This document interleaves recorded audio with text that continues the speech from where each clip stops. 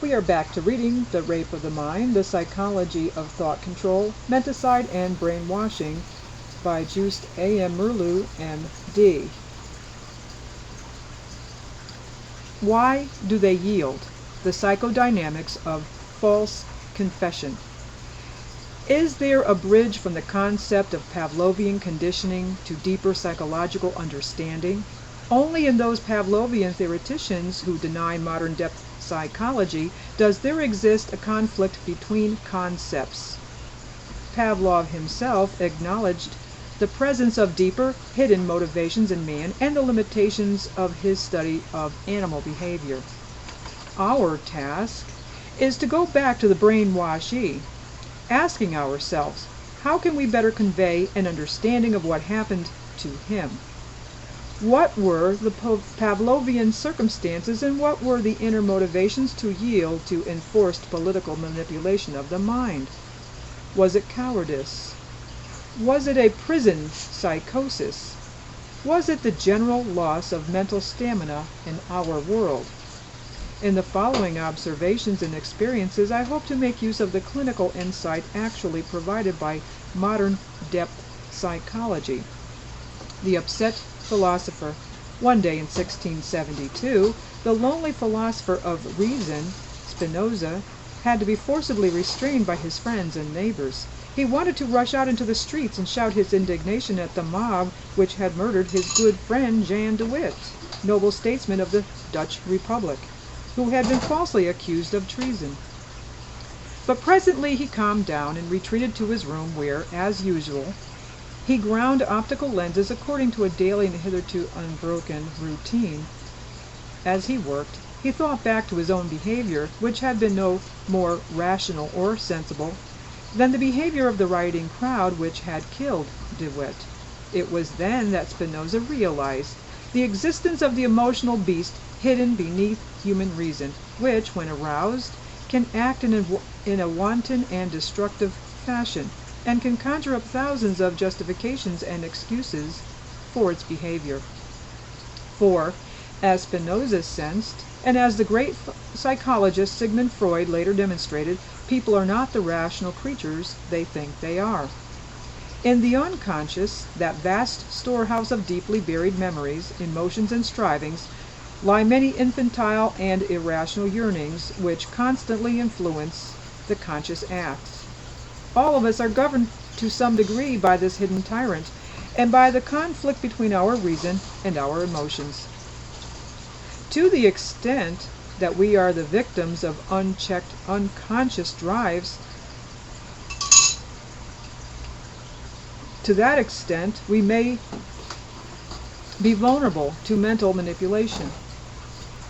And although there is a horrifying fascination in the idea that our mental resistance is relatively weak, that the very quality which distinguishes one man from another, the individual I, can be profoundly altered by psychological pressures, such transformations are merely extremes of a process we find operating in normal life. Through systematized suggestion, subtle propaganda, and more overt mass hypnosis, the human mind in its expressions is changed daily in any society.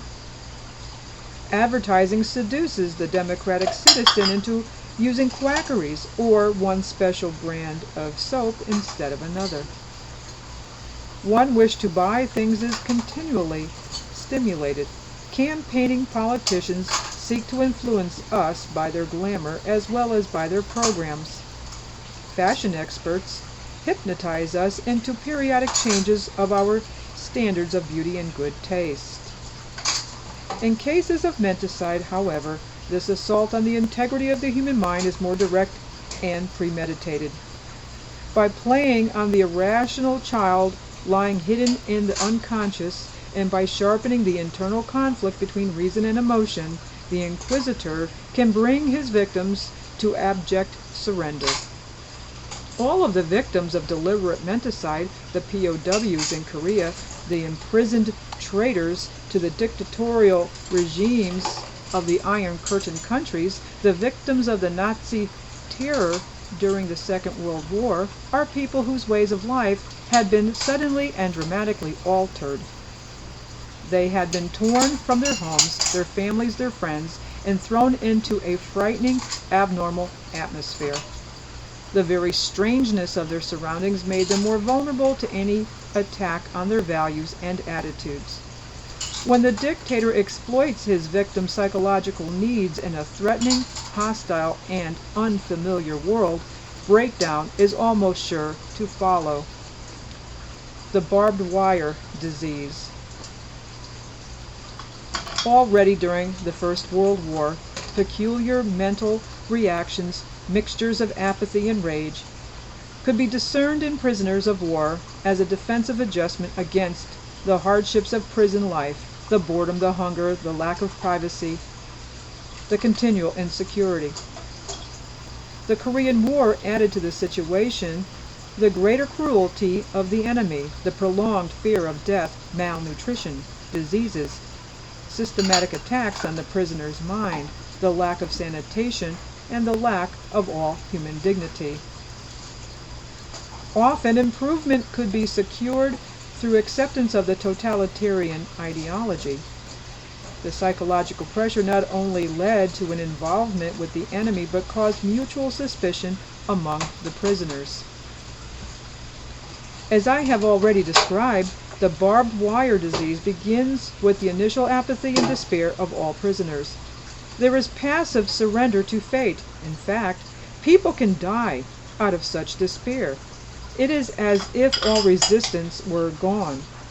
Being anything but aloof and apathetic was even dangerous in a camp where the enemy wanted to debate and argue with you in order to tear down your mental resistance.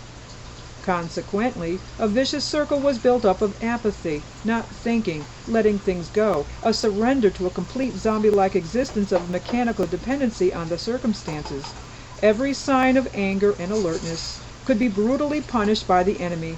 That is why we did not find those sudden attacks of rage that were observed in the earlier prisoner of war camps during World War I and II. Results of psychological testing of the liberated soldiers from the Korean POW camps could indicate that this defensive apathy and retreat into secluded infantile dependency was likely to be found in nearly all of them. Yet after being brought back into normal surroundings, alertness and activity returned rather soon, even in 2 or 3 days. Those few who remained anxious, apathetic, and zombie-like belonged to the long chapter of war and battle neuroses. What are some of the factors which can turn a man into a traitor to his own convictions, an informer, a confessor to heinous crimes, or an apparent collaborator? The moment of sudden surrender. Several victims of the Nazi Inquisition have told me that the moment of surrender occurred suddenly and against their will. For days they had faced the fury of their interrogators, and then suddenly they fell apart. All right, you can have anything you want. And then came hours of remorse, of resolution, of a desperate wish to return to the previous position of firm resistance. They wanted to cry out, "Don't ask me anything else, I won't answer," and yet something in them, that conforming, complying being, hidden deep in all of us, was on the move. This sudden surrender often happened after an unexpected accusation, a shock, a humiliation that particularly hurt, a punishment that burned, a surprising logic in the inquisitor's question that could not be counter-argued. I remember an experience of my own that illustrated the effect of such surprise. After my escape from a Nazi prison in occupied Holland, I was able to reach neutral Switzerland via Vichy, France. When I arrived, I was put in a jail where at first I was treated rather kindly. After 3 days, however, I was denied an officer's right to asylum and was told that I would be deported back to Vichy, France.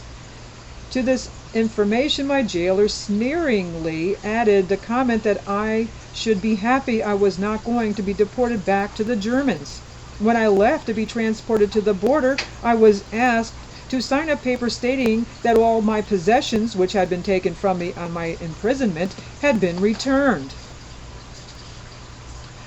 I refused to sign because a few things unimportant in themselves, but of great emotional value to me, were not included in the package my jailers handed me. One of the guards looked at me with contempt.